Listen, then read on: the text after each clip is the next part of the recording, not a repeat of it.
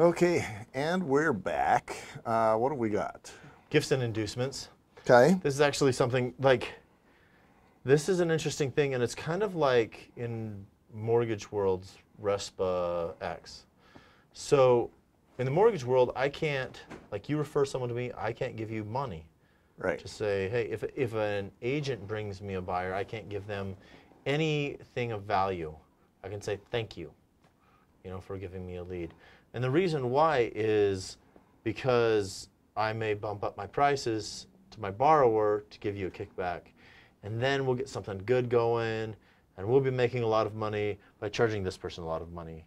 Mm-hmm. And all the laws in Utah are set up to protect the borrower. Protect that buyer, yeah. Yeah, and so in real estate, it's really similar. So gifts and inducements are really closely monitored. So, because I like the verbiage, I like to read it, but we'll talk about it. So an inducement gift is permissible and is not an illegal sharing of commission if the principal broker or affiliated licensee offering the inducement gift to a buyer or a seller complies with underwriting guidelines that apply to any loan in the transaction for which the inducement has been offered. Complies with underwriting guidelines. Boy, it's hard to be talking. Apparently it's an office thing. Yeah, yeah.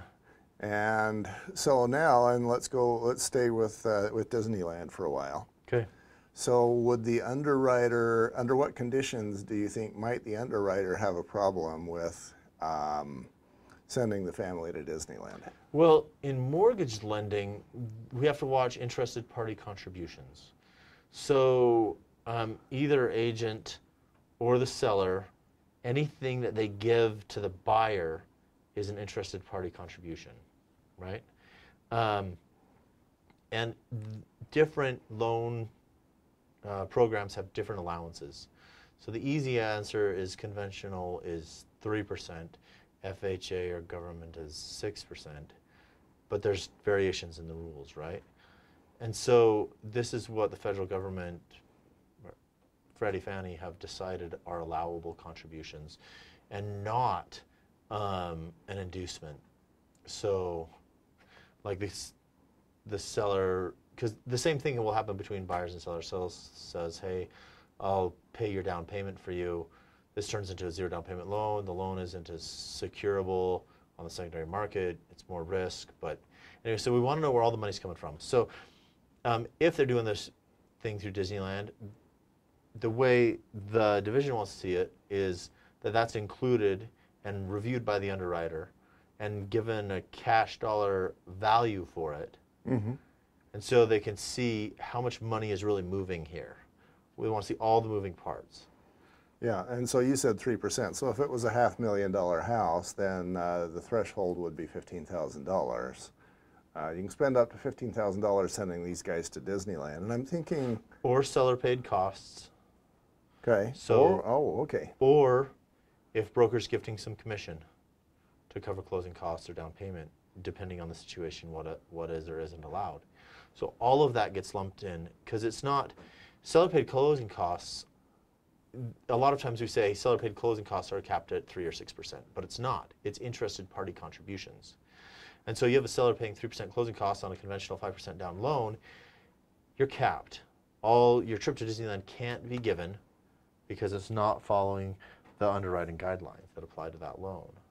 Let's say agent X is has his daughter for the client, okay, and he is donating his commission to her. Okay. And they're sending her to Disneyland, and they're paying $5,000 in closing costs. How much is the purchase price of the home? $500,000. $500,000? Uh-huh.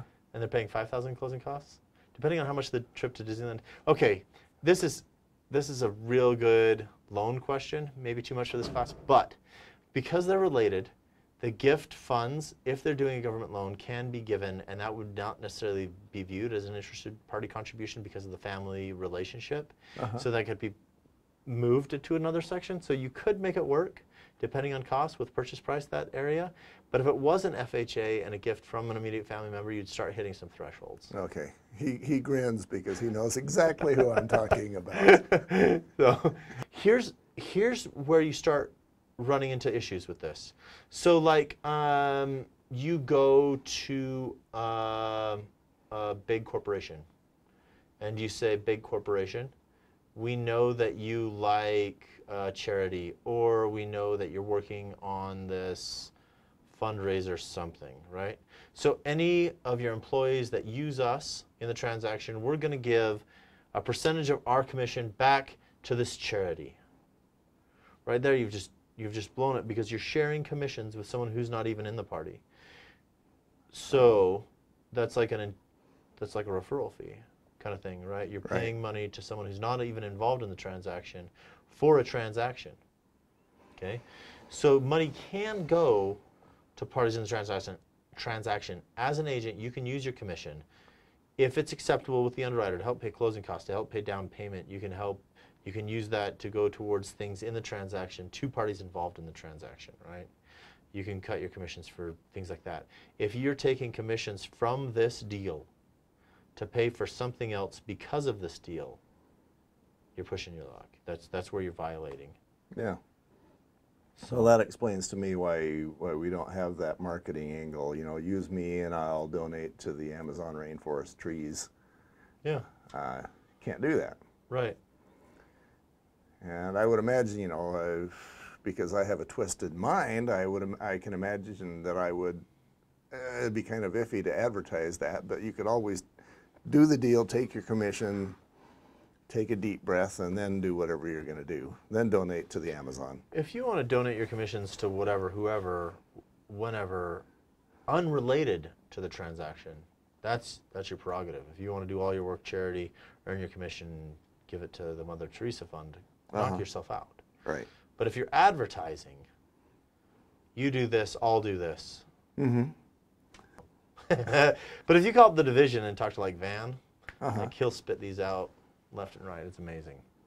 Okay, so that is the recent kind of summary of things the division have seen as of 2019, that agents are doing stupid stuff.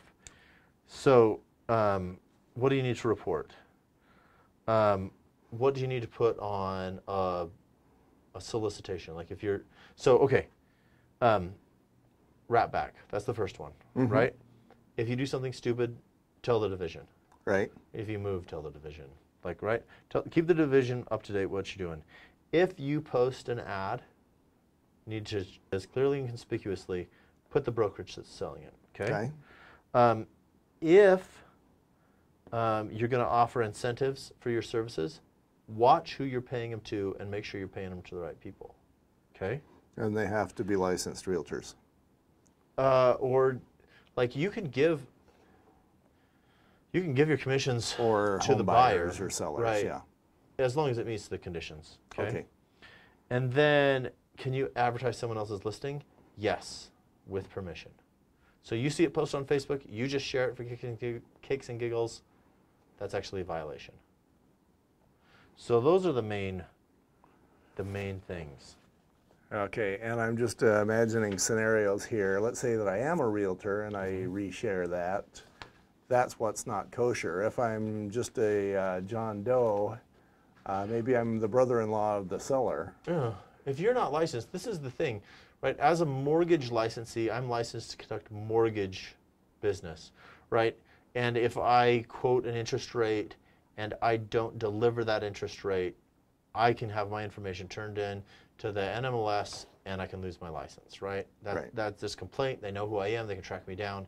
If you're an unlicensed mortgage person and you're quoting rates as business, then you can get fined. I mean, that's illegal. Just like if you try to be a doctor. Right. Right? So like if you're a doctor and you offer medical advice and it's wrong, malpractice. If you're not a doctor and you help someone out, if they listen to you, that's their problem, right? Not necessarily performing surgeries or something, but you know, same kind of thing here. So if you're unlicensed and you share someone's post about selling their house, okay. Yeah. If you are licensed, if you are professional, be professional. Right. Get permission, make sure the brokerage is listed. And that is part of the reason why the state wanted to do this class and have it be mandatory, is so that everyone could hear those words, I think. Yeah. Yeah, you should know this. Okay, so this is the fun stuff. So this is just other pertinent stuff that's happening today. So this is out of the disciplinary actions of the first quarter of 2020. Let's break it up and do that one in the next section. Okay.